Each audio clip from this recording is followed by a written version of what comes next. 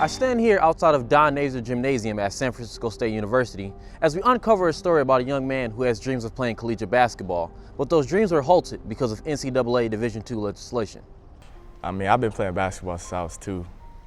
I remember my dad used to tell me all the time, we were watching TV and he was flipping through the channels and the Lakers was passing by and I said, "Ooh, basketball," at 2. My dad was like, what do you know about basketball? And he balled up a sock and he threw it at my face and it hit me in the face. I couldn't catch it. I was 2 years old. And then he made a hoop and I shot the sock in the hoop. And from there, it was just history. My dad got me a little court. Niquis is a senior at SF State and walked onto the men's basketball team after spending a year as the team's manager. I literally stopped going out on the weekends. I would literally be in the gym at 2 in the morning, or I would sneak in this gym. Nobody would even know, and I would be getting up shots. And it took me 3 times. At that moment, I feel like that changed my life because I realized like it's me, it's up to me. Like if I want to achieve a goal, if I want to achieve a dream, it's up to me. So I just kept at it and I came back the next year and the next year. And again, the 3rd year following that, I had to walk on again and I finally made the team. Probably one of my happiest moments here at SF State. After joining the roster, Niquis developed unique connections with all his teammates off the court and brought a unique passion and fire on the court. On the court, I mean, it's like a switch.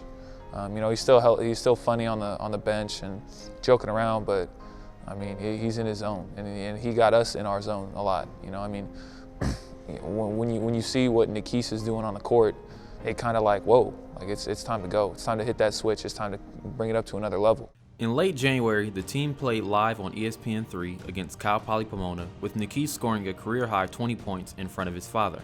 As soon as I got in the game, I just didn't have a conscience, and I just kept letting it fly, and literally everything was falling for me. I mean, he hits a 3. You know, I throw him a skip pass, he hits a 3. I'm like, whoa, this dude pulled that from the CCAA logo. Like he's feeling himself. That was an amazing experience. It's something I'll cherish for the rest of my life, and I'm glad that my dad was able to witness that, you know, with my last name on the back of the jersey. A big moment for him, not knowing this would be his last game in college.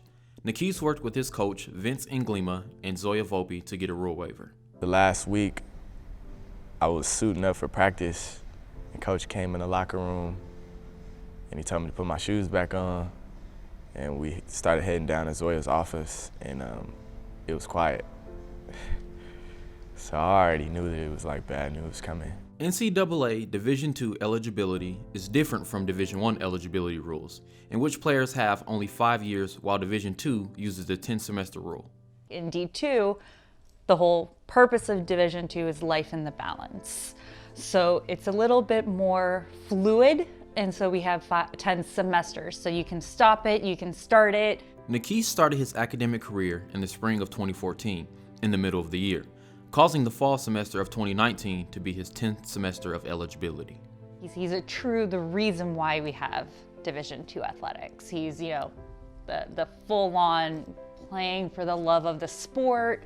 After being notified that he was no longer eligible to play, Niquis experienced a whirlwind of emotions. Somebody could read that whole story, and then a group of people or one person could decide that they could put a halt to a story like that or to a young man's dream. It'll never make sense to me. Hearing the news that Niquis ran out of eligibility not only had an impact on him, but it changed the energy of the locker room that he shared with his teammates.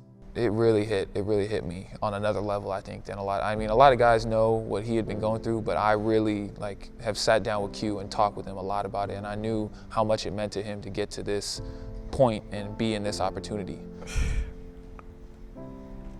Man, I gave up everything to pursue this dream. Although he went through a difficult situation and was unable to finish the season, Niquis has new opportunities to showcase his talent. This July, he will attend the Eurobasket Summer League in Las Vegas. I got invited to Texas and I got invited to Vegas, so I'm gonna go to the second Vegas date. And you know, this whole journey has just been about seeing what you're made of. Like, I feel like in college, it's about taking risks. Niquis has a rare perspective on life after graduation and doesn't see himself following the traditional path of working a 9-to-5. Niquis is a visionary, man. This dude is one of the most interesting people I've ever met. You know, and I think the sky's the limit for him. I really do. I think that if he wants to accomplish it, he can, and he's proven that. I mean, I'm for sure going to go back to Los Angeles. I'm somebody who wants to live full time, like, as in I want to chase my dreams every hour of the day. Niquis will graduate this May with a Bachelor's of Arts in Philosophy. It will be great to see what business ventures he will create in the future.